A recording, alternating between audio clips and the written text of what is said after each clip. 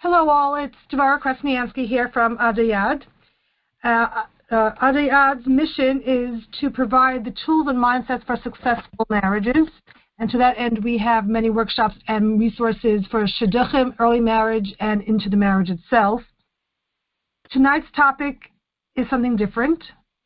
Baruch Hashem, not often, but sometimes, something happens to a marriage that can really negatively impact the marriage. And Adai provides resources for that too. And so that's what tonight's call is about. Tonight's call is surviving betrayal. Nobody expects to be betrayed when they get married, and Baruch Hashem, it doesn't happen that often. But if it happens, it's serious. And so tonight I'm really grateful that Moshe Zev Lamm will be speaking with us. He's a family therapist who also deals with betrayal at some point in his practice, and I'm most grateful that he's here to join us today to talk about this topic. So, floor is yours. Thank you. Hi. Thank you very much for having me here tonight. Really, it's a privilege to talk about the topic of marriage, the topic of shalom bayis, but the topic of betrayal in a marriage really is in a league all its own. Just to express my sentiments about what it means to talk about betrayal in a marriage, there's a story. There was a comedian by the name of Gilda Radner who died in 1989. She was very famous in the 1980s, and in 1989, Gilda Radner died of ovarian cancer. And she wrote a book while she was sick. She wrote a book about her illness, and in the book she says something quite interesting. She says that all her life she was a comedian, which means that everything she did was about humor. She would be able to look at any tragedy, any sorrow, any pain, any sadness, anything that people looked at in a serious way. She was able to look at it and find the humorous part of it. And that's how her mind worked. Her mind said, okay, what's funny about it? She writes that when she was in her doctor's office and she got the diagnosis of ovarian cancer, the first place that her mind went was, okay, so what's funny about this? And she writes in the book that this was the first time in her life that she was faced with a situation that she couldn't find anything humorous about. And that's kind of how I feel when I deal with the topic of betrayal. When a couple walks into my office to discuss shalom bayis, even if there are very serious issues, there's usually a smile in that first session. There's usually maybe even some laughter in that first session. But when the couple comes in to talk about a betrayal, there's nothing to smile about. There's nothing humorous about it at all. And that's what this topic is. It's just there's only seriousness and only pain in this topic. It's never a good idea to compare two different types of tragedies. So I'm not going to compare two different types of tragedies, but I want to make a comparison between betrayal and death, not to compare the whole tragedy, but just to compare the two aspects of each tragedy, just to highlight certain aspects of betrayal that I think need to be highlighted. Let's say there's a good marriage for 20 years. A couple has a good marriage, and one spouse, Rahman al dies. The surviving spouse wakes up in the morning and thinks to herself or himself, I had 20 beautiful years, but my whole future is gone. I was hoping there would be another 40 years. When there's a betrayal, the spouse wakes up in the morning and says, not only is my whole future gone, but it feels like my entire past is gone. I lost the last 20 years. Another comparison, again, not comparing one tragedy to another, but just to highlight one aspect. When a spouse dies, there's a shiva. The community is involved. The person suffers, but they don't necessarily suffer alone. People rally around. When there's a betrayal, the betrayed spouse usually just sits alone in shame. When there's a betrayal, the first feeling is a sense of hopelessness, a sense of it's all over, my whole life is over, it's all gone. But I just want to put a statistic out there just to put the conversation that we're going to have in context. The statistic that I want to put out there, and there's several different studies done on this, but basically the range is 70 to 80%. When there is an extramarital affair, which is the worst kind of betrayal, which is the betrayal that I'm going to talk about tonight mostly, when there is an extramarital affair, an infidelity, 70 to 80% of the time, the marriage does survive the affair. We're after more than just survival. We want to make this a better marriage, or a more beautiful marriage, and that sometimes can happen after an affair because whatever happened, the rebuilding, if there is rebuilding that's possible. It can make the marriage deeper. But it's just important to keep that number in mind. 70 to 80% of marriages do survive an affair. Before we begin, I just want to define what we're talking about when we talk about the word betrayal. How to define a betrayal is an enormous topic. There are books written on this, and I'm not going to go into that at all. For purposes of tonight's discussion, I'm going to be talking about the worst kind of betrayal, and infidelity, whether it's emotional, whether it's physical. There are many other kinds of betrayal. There are many ways that people define betrayal. What if it was, sometimes people say, well, what if it was only one time? What if it was pornography and there was no other person? What if it was prostitution, texting, email, social media? What if we were just friends? There's a whole digital world that has opened up all new kinds of betrayal. Much of what we're going to talk about tonight applies to all of the above. But just to simplify the topic, I'm going to be talking about when there's an extramarital affair, when there's an infidelity. With each of the other types of betrayal, there could be some differences, there could be some variations, but generally the general direction, the roadmap that I'm going to try to lay out is more or less the same. One other thing I want to put out there before we begin is, first of all, just for the convenience of me being able to talk, and I'm going to use certain terminology. I'm going to use certain terminology that I want to explain. Who is the betrayer? Is it the husband? Is it the wife? The statistics in the secular world are 50-50. There are just as many wives cheating on their husbands as there are husbands cheating on their wives. For purposes of tonight's talk, for several reasons, for purposes of tonight's talk, I'm going to use the terms he and she. I'm going to use the terms he or the husband or him when I'm referring to the unfaithful spouse. I'm going to use the word she or her when I'm referring to the hurt spouse. And the reason why I'm going to do that, even though I've seen it both ways and it happens both ways, first of all, I'm doing it based on the assumption of who most of the audience is. I may be wrong, but that's an assumption I'm making. Second of all, if I talk about it in that sense, many halachic shilas don't have to be dealt with.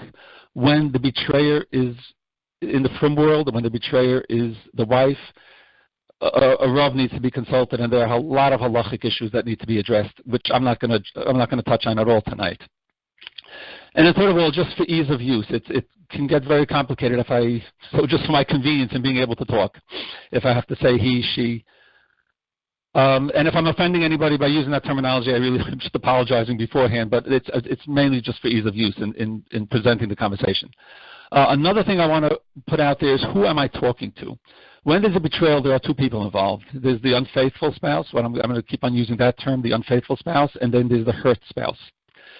Tonight I'm going to be talking to the hurt spouse, not the unfaithful spouse, even though the unfaithful spouse needs a lot of talking to.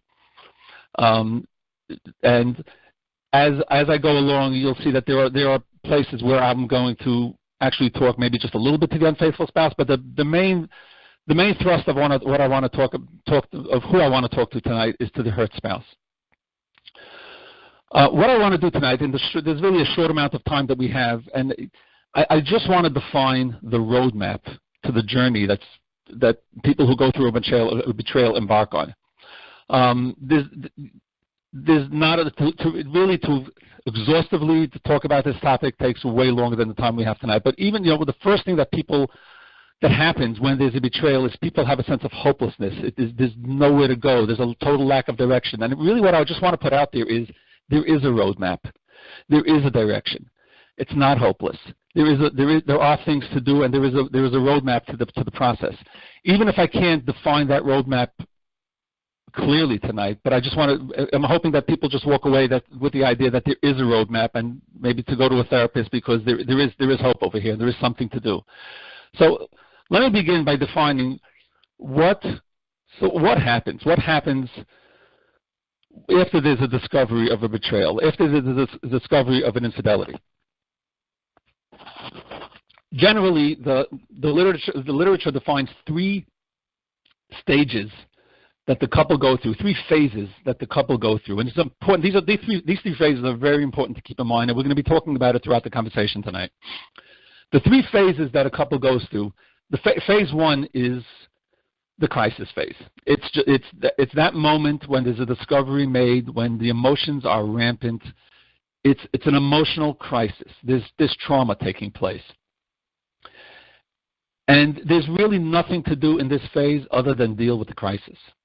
And that could take several weeks, sometimes way more than that, sometimes several months. But all that can be done during this time is deal with the crisis. The second phase is what's generally, there's different names that are used, but generally it's the decision-making phase, what's called the understanding phase or the decision-making phase. That's the phase where maybe the crisis, the emotions have calmed down a little bit, very little, but there's enough room to have a discussion, to have a conversation, to try to understand what happened and make a decision to see if there's something worth saving over here. The third phase, if we get there, is what's referred to as the rebuilding phase. If a decision is made to try to save this marriage, if a decision is made to go forward, the third phase is the rebuilding phase. Tonight I'm going to be focusing mostly on phase 1 and 2, the crisis and the decision-making phase. The rebuilding phase often is a much longer process. You sit with a therapist and try to rebuild the marriage, try to create attachment. We're not going to be talking about that. First, you need to get through the crisis and need to make a decision. Now, just one word about these 3 phases. These 3 phases are not necessarily fixed and sequential. If you look at the literature, they line it up. First goes the crisis, then goes the decision, and then goes the rebuilding. And in reality, I found it really doesn't work that way. It's not so neat. You could be 6 months into a rebuilding phase, and all of a sudden the crisis phase comes back all over again. For me, sometimes for no apparent reason. Just the emotions are just that painful and that powerful. You could go back from rebuilding to a decision-making phase, back to crisis. You come and you start all over again. But one thing that is important to remember, you cannot go to a decision-making phase without going through the crisis. There's a crisis. It needs to be dealt with. If you try to make a decision when you're still in the crisis mode, you're going to make the wrong decision. If you try to rebuild when you still haven't solidified the decision, it's not really going to work. Let me start by describing the crisis phase. What happens? And it's important to know where you are, what's happening. And the first thing that I tell a couple when they walk in, it's 2 days after they discover the betrayal, they come in, there's emotional explosions going on. And the first thing I say is, take it slow. It's not a time to make any decisions. It's a time to deal with the emotions of what just happened. The emotions really get the first crack at making any sense of what happened. There's this pain, this confusion, this sense of loss, this anger, this sadness, this depression. I'm going insane. I'm up all night crying. I can't function. Life's not worth living anymore. I have no purpose in life. That's what's going on in the crisis phase. And it's important to know and accept where you are and normalize what you're feeling. This is trauma in its deepest sense. There's really nothing to do during this initial phase other than deal with the trauma. And other than deal with the pain and the painful emotions that are going on. There's an enormous amount of confusion that's going on during this phase. And I think it's important for me to express all this because if anyone is listening and is going through this phase, you're normal. That's just such an important thing to remember. Because one of the things I hear so many times from people that I'm going crazy. It doesn't make sense. What's the matter with me? No, you're normal. This is a reaction to one of the most traumatic events in your life. There's a lot of confusion, different thoughts back and forth. I hate him. I love him. I want to kill him. I wish he'll never leave. Get out of my life. Please don't leave me. I want to know everything that happened. I'm not interested in anything. These thoughts are going to go back and forth, and that's normal. Now, in this phase, what's the unfaithful spouse supposed to do? And I said I wasn't going to talk to the unfaithful spouse. I was talking to the hurt spouse. But let me just talk for a minute to the unfaithful spouse. What the unfaithful spouse needs to do during this phase is just to be present and to listen. That's it. There may be a lot of things going on in the unfaithful spouse's mind. He may be dealing with his own emotional turmoil. He may be dealing with his own anger and his own issues.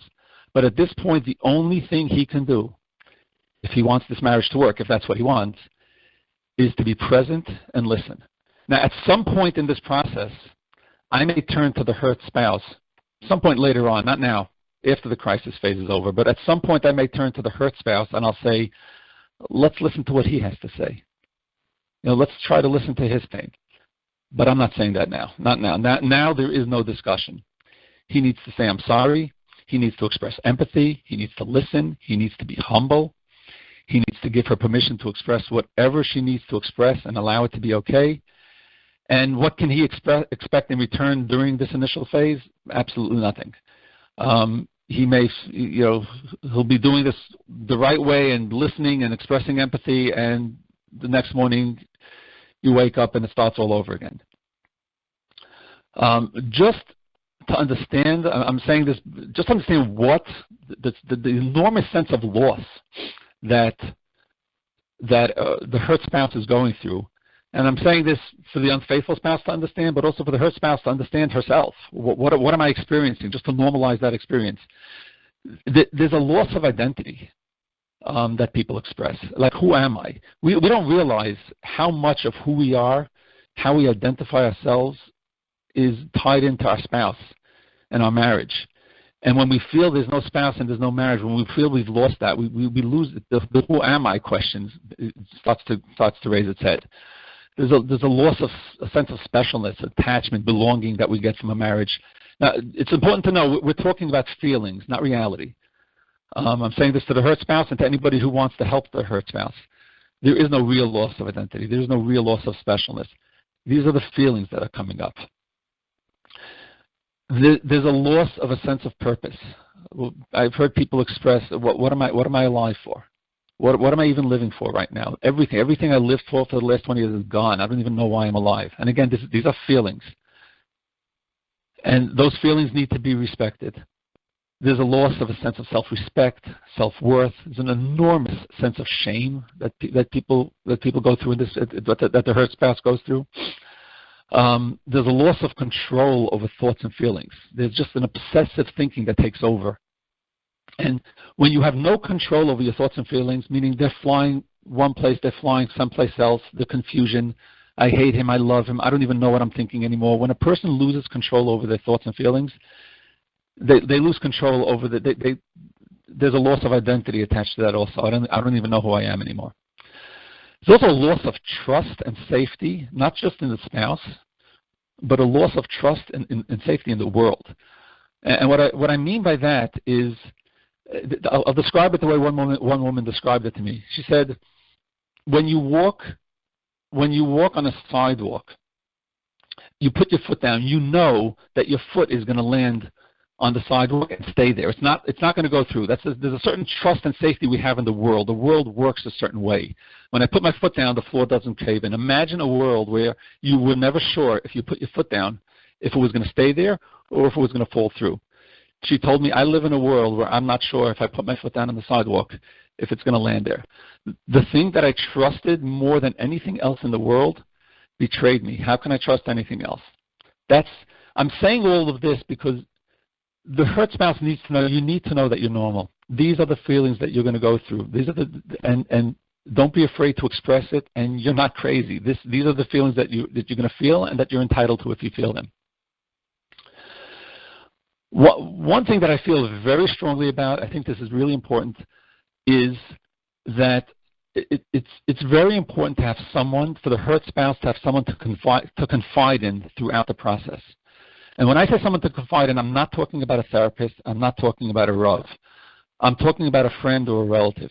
It is so important to have someone other than a therapist to confide in. And there are two reasons. The first reason is the obvious reason. You want somebody to be able to cry to at 11:30 at night when you can't reach a therapist.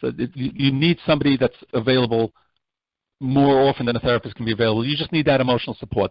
But a more important reason, and that first reason is the obvious reason. The second reason maybe is not so obvious, but it's probably more important.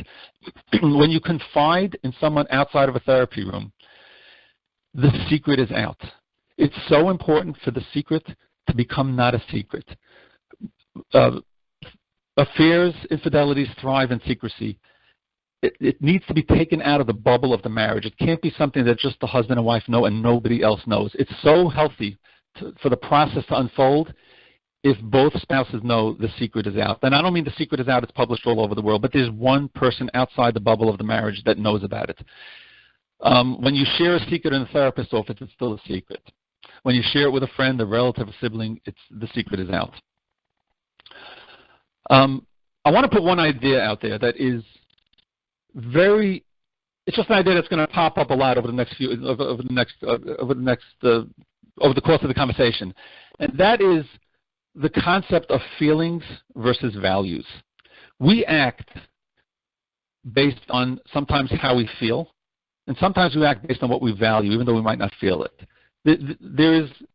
We tend to think, though, that we tend to confuse these two things. In other words, we tend to think that if I really value something, if something's really, really important to me, I'm going to feel it.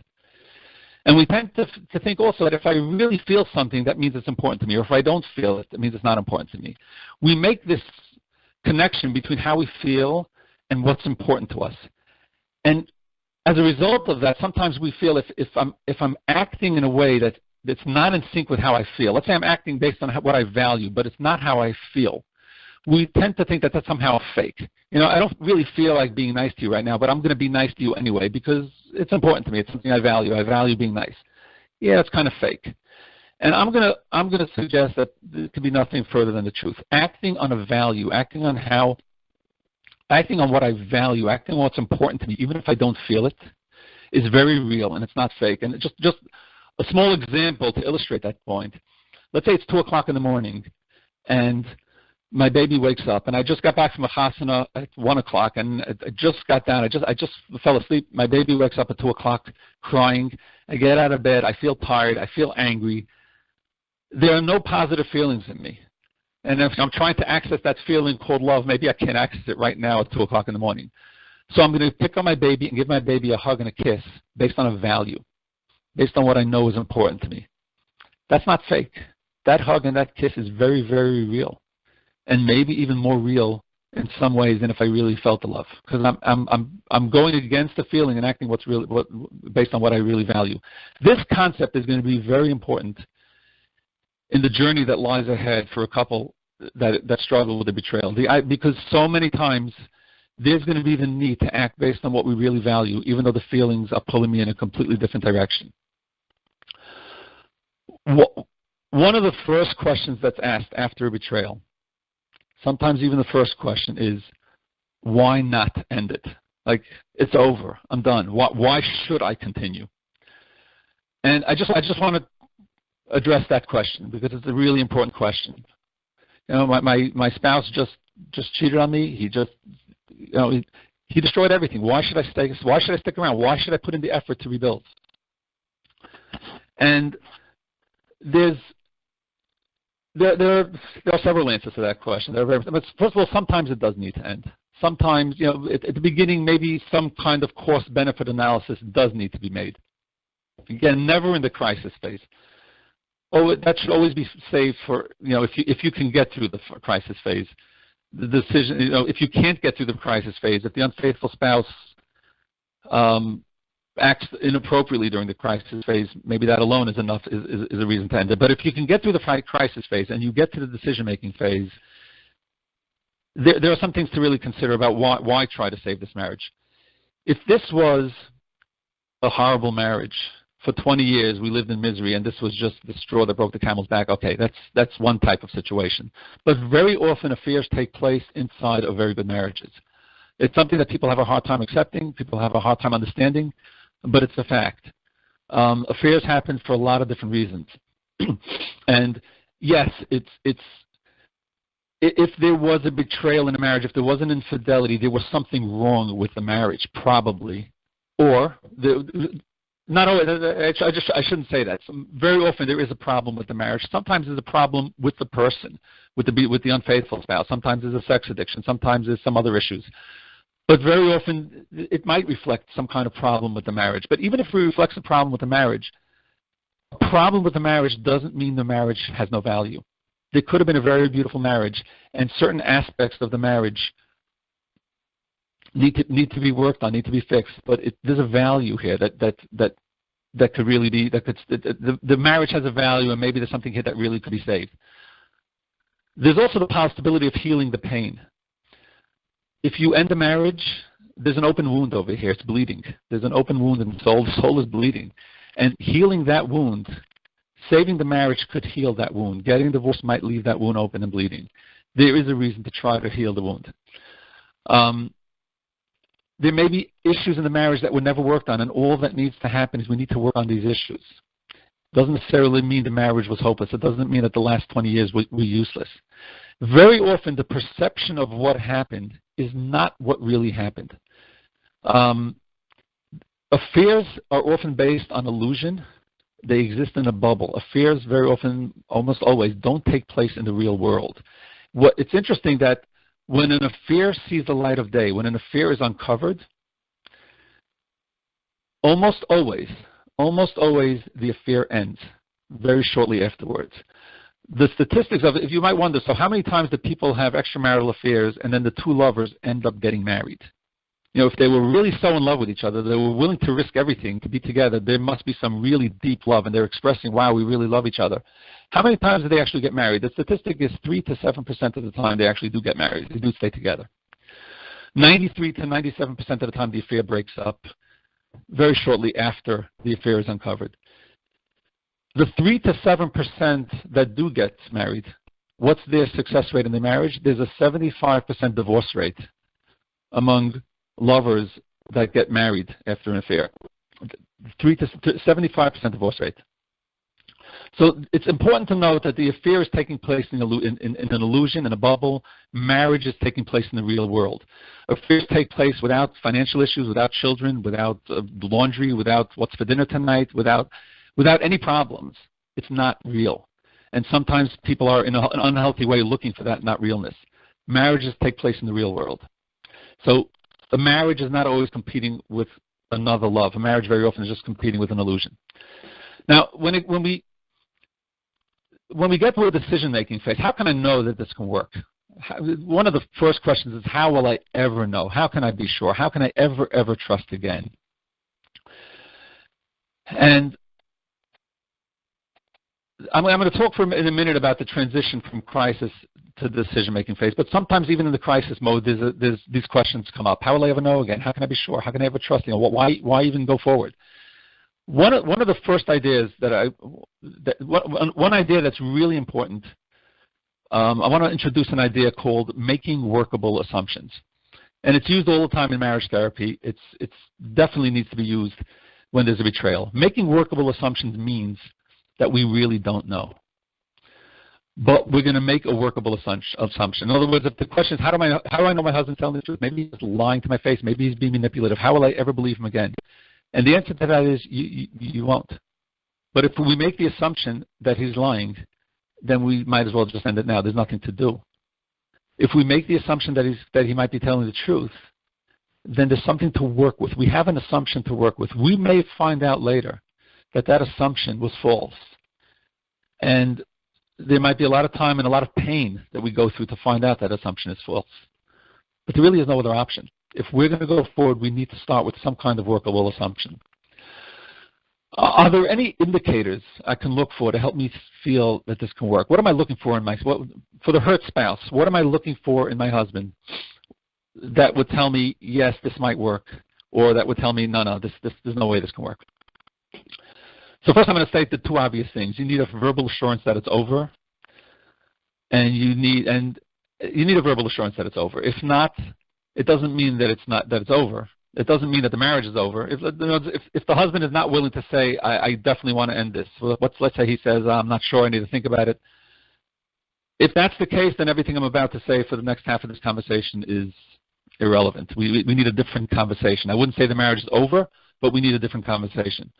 Also, if this is not the first time, but if there's a history, again, a lot of what I'm going to say in the rest of this conversation is not relevant. We need to have a different conversation.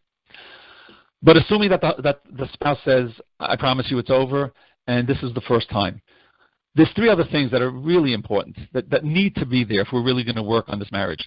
Number one, I think the single most important thing is humility. When a couple comes into my office after an affair, I'm looking to see that the unfaithful spouse is humble. That to me is the single most important indicator.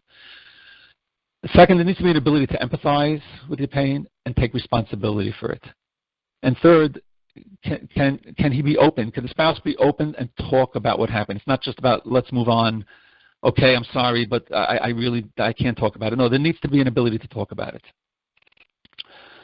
But having said that, I also want to state that if those things are not there, what if the unfaithful spouse is doing the wrong things? He's not being humble. He's not being remorseful. He just wants to move on and he doesn't want to talk about it. Again, I wouldn't say that the marriage is over. It just means there's a flag and it needs to be dealt with. What I've seen many times, it may just mean that he needs guidance. He needs to sort through his own emotional turmoil. What I've seen many times is a spouse's inability to discuss it. Some spouse says, let's just move on. It's coming from a place, very often sometimes it's coming from a place of lack of empathy and lack of remorse, but sometimes it's coming from a place where he's just not able to deal with his own guilt and his own pain. And he might need a therapist to hold his hand through the process. Sometimes the lack of remorse can come from his confusion with his own emotions. He may feel a sense of hopelessness. Sometimes you may catch your spouse in a lie, so that might seem, oh, he's lying, it's all over. But sometimes that lie is because he's scared. He doesn't know what to do. He feels like he feels that this is the only way he's going to save his marriage, and he's acting stupidly. The unfaithful spouse needs guidance. I want to talk about moving from phase to phase. I outlined phase 1, phase 2, phase 3. Moving from phase to phase doesn't work smoothly. There is no point where we say, okay, crisis is over, now let's deal with the decision-making phase. There is no fine line, and there is no timetable either. For some spouses, I've seen crisis phase last a week. I've seen crisis phase last 6 months. At some point, if the marriage is going to make it, it needs to move beyond crisis phase. If it can, but the marriage cannot make it inside of a crisis. The difference between crisis phase, what happens, the shift from crisis phase to decision-making phase to rebuilding phase, what's happening is we're shifting responsibility for the marriage also. And here's what I mean by that. In the crisis phase, the responsibility for everything is in the hands of the unfaithful spouse. The responsibility for the marriage is 100% the responsibility of the unfaithful spouse. The hurt spouse carries 0% responsibility. The unfaithful spouse, the hurt spouse is not capable of carrying any responsibility. The unfaithful spouse really needs to be there 100%. He needs to listen. He needs to make room for what's happening. Whatever's happening in the marriage, he needs to be the one responsible. It's 100 to 0. When we move from crisis phase to the decision-making phase, the decision-making phase is really that phase where we wanted to try to discuss what happened, try to understand what happened. At that point, we're going to try to move responsibility for the marriage to a 70-30 ratio. Not, and I want to stress this, not responsibility for the infidelity, never for the affair. The responsibility for the affair, no matter what happened in the marriage, is 100% the unfaithful spouse's responsibility. But responsibility for the marriage. What is wrong with our marriage? Is there something wrong with our marriage? Is there something we can do to improve our marriage? When we get to the decision-making phase, to phase 2, we want to shift it from 100 to 0 to 70, 80, 20, 70, 30. We want to create a little bit of a shift. And then when we get to rebuilding phase, if we get that far, we want it to be 50-50, okay, or at least try to aim for a place where there's a 50-50 responsibility for the marriage. Again, never for the affair, but for the marriage, of the understanding what's happening inside of our marriage. Something that's really, really important to think about carefully is the question of what to ask and what not to ask. This is a tough question. What details does the hurt spouse want to know? Do I want to know the play-by-play? Do I want to know every single thing that happened? Is it important to me for me to know every single thing that happened? Yeah, usually the sort of details, the play-by-play is not necessary to be able to heal. But that really depends on you. It depends on the hurt spouse. Some people just have a need to know, and they can't go further without knowing all the details. Everyone's different, but you really need to think. What the thought process should be, what purpose will it serve me to know this? Will knowing all the details cause me excessive pain, maybe make it impossible for me to be intimate afterwards? Is this information that I really, really want to know? It needs to be thought through carefully. Now, you have to remember that asking these kinds of, when I talk to the unfaithful spouse, what I'm going to tell the unfaithful spouse is you need to be totally honest with your wife about what happened. You don't have to offer every detail. You don't have to say to her, okay, let me tell you what happens, and then offer every single play-by-play detail. But if she asks you, you better be on. Any question that she asks, you better be 100% honest, because if you're not, you're setting yourself up for a crisis phase down the road and probably ending the marriage because you were lying. So now that I've told the unfaithful spouse that he better be honest, I'm going to turn to the hurt spouse and say, if he's going to be really, really honest and share everything truthfully, now you need to be really, really careful what you ask. What should I ask? What are important questions to ask? What kind of questions are productive? In phase 2, it's probably a good idea to ask questions to really explore what caused you to want to behave this way. You want to know what was going on in the marriage, if anything, that caused the unfaithful spouse to want to behave this way. And I'm stressing the word want. You don't want to know what was going on in the marriage that caused the unfaithful spouse to behave this way, because there was nothing going on in the marriage that caused the unfaithful spouse to behave this way. He behaved this way, that's his responsibility. But what caused them to want to? Is there something in the marriage that we can fix? Is there something you felt you were getting from an affair that maybe could happen in a marriage? Why did you need to do that? What was that need? Where was that need coming from? This is a really, really painful conversation. For the hurt spouse, this sounds impossible, and that's why you have to go through crisis phase first. When you're in crisis phase, this is an impossible conversation. You need to go through crisis phase to be able to have this kind of a conversation. Sometimes the decision is going to be that the marriage needs to end for a lot of different reasons. Some of the reasons I outlined before. If there's no humility, if there's no taking responsibility, if the unfaithful spouse doesn't want to end the affair or can't promise or is caught lying again, there may be many reasons why this has to end. Or maybe the hurt spouse just can't get over it. Nobody can blame a hurt spouse for saying, I just can't get over this. I just can't. It's not possible. I can't. Sometimes the marriage needs to end. But what if this is something that might work? What if there's a feeling, you know what, maybe this could work? And sometimes that even comes up, even during the crisis phase. I've heard people say to me, I want to kill him, but I think I do want it to work. Once there's a feeling that this marriage might work, it's really important to start focusing on the relationship and doing relationship things really as soon as possible, even in crisis phase. What I mean by doing relationship things, I mean going out together, spending time together, being friendly, being warm to each other, if it's possible. Maybe even being intimate with each other if that's possible, and both spouses want that. This could even happen in crisis phase. I've had couples ask me, is it okay?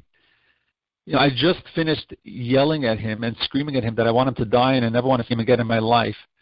Can we go out for dinner now? Or can we go bowling? Or can we be intimate after that? And the answer is 100% yes. I would even encourage that.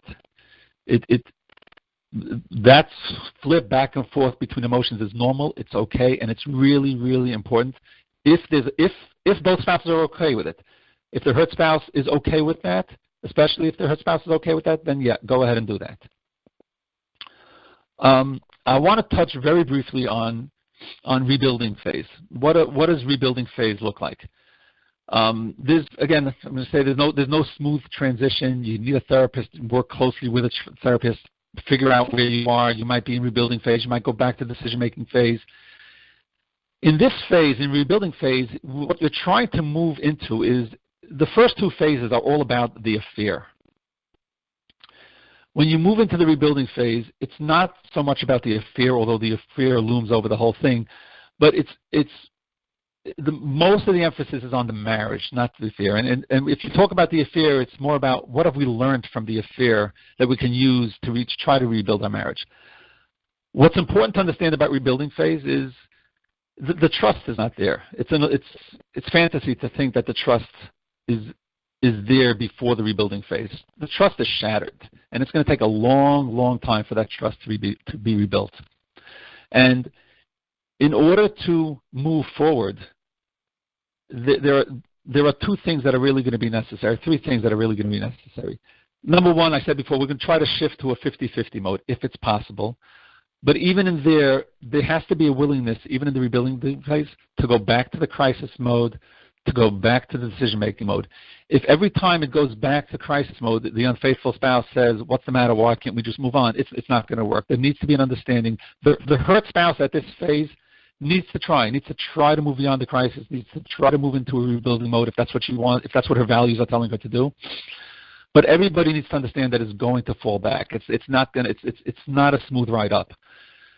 The second thing is, because we're working without trust, we're really working without trust. We need to work with workable assumptions. And that's going to be a big factor in the rebuilding phase. We're working with workable assumptions. I don't know that I can trust you, but let's move forward as if we can trust each other and see where that goes. And because of that, also, the third thing is focusing on values instead of feelings. There will be many times when the feelings are saying, let's not do this. I want to run away from you. I want to throw you out of the house. I don't want to smile at you. And getting in touch with what we value, and sometimes trying to act from a place of value because this is what we're trying to do, is necessary. But that doesn't mean you suppress the feelings. That doesn't mean you push down the feelings. The feelings need to be expressed. The feelings need to be, even in the rebuilding phase, all the feelings need to be respected, even the crisis feelings. But the general sense is, can we try to shift it to a place of acting towards each other from a place of value? Before I close, I just want to address one question that always comes up. And that question is, okay, so we're moving forward. This question comes up in crisis phase, in decision-making phase, in rebuilding phase. The question is, what do I do with the pain? I'm going to rebuild this marriage. I'm going to go ahead and live for another 40 years with somebody that caused me so much pain. Where's this pain going to go? Am I going to forgive and forget? Am I going to? And the answer is no, you're not. Forgiveness, maybe. At some time down the road, maybe. That's a different topic. But forget, never. I'm not even sure why they put the words forgive and forget together. You're not going to forget this. The pain will always be there. And what I tell couples, the metaphor that I use with couples in my office when I'm addressing this question is the following metaphor. This is the muscle that I use. There's a couch in my office. For the size of my office, it's a pretty big couch. It takes up a lot of the floor space in my office, and it kind of you walk into my office, you can't miss the couch. It sort of defines my office. Now imagine I take this same couch and I bring it to a wedding hall. I bring it to a huge ballroom with 500 guests, with tables and chairs and an orchestra, and I put the couch in the corner somewhere. The couch is there. The couch hasn't changed. It's the exact same couch as the couch that took up and defined my entire office, but now it doesn't define the ballroom. It doesn't define the wedding hall. It's in the corner somewhere. I'll still see it. Every once in a while, I'll pick up my eyes and I'll look over and I'll see the couch. Yep, it's there. Every once in a while, when I don't want to pick up my eyes, I'll bump into the couch. It's there, but it doesn't define the ballroom. That's the muscle. The nimshal is, in the nimshal, the couch is my pain, and my office is my life. The couch, the pain defines my life. It's so huge that it defines my entire life. I walk into the office and all I see is the couch. I walk into my life and all I see is the pain. Going forward, the goal of rebuilding phase, the goal of rebuilding a marriage after betrayal is not to make the pain less. I don't know that you can. But the goal is to rebuild the marriage, or if it's not the marriage that's being rebuilt, to rebuild your life in a way that now my life is not the small office, but my life is a ballroom. My life is a wedding hall. It's huge. I'm still going to see the pain. The pain hasn't changed. The couch is still there in the corner. But it's the context of the couch is different. My life is much bigger. The marriage is much bigger. That's the goal. And again, that's a goal whether the decision is to stay in the marriage, and it's also the goal if the decision is to leave the marriage. Can I make my life or my marriage big enough so that the pain is there, but it doesn't define it? I'm going to stop here, not because there's not more to say, but because we're kind of out of time. And there's so much that's not covered, but my hope was that at least I was able to impart that there is a roadmap to this journey. It's not chaotic. There's a direction. Thank you very much. All right. So thank you very much. I think you covered a lot of the questions that came in, so we don't have to ask them. And this is such an important topic. It's very short, not to act too hastily, I think, because so many people just act way too fast without thinking, like you said, crisis mode, and you have to go through the crisis. So really, thank you for outlining so much of what is possible, and hopefully no one needs this information, but there is help for people out there if you are in this kind of pain. So once again, thank you, Moshe Zev Lamm, for joining us. Thanks for having me here. Recorded, and it is available on our website, adai.org/past-events. And thank you all, and good night.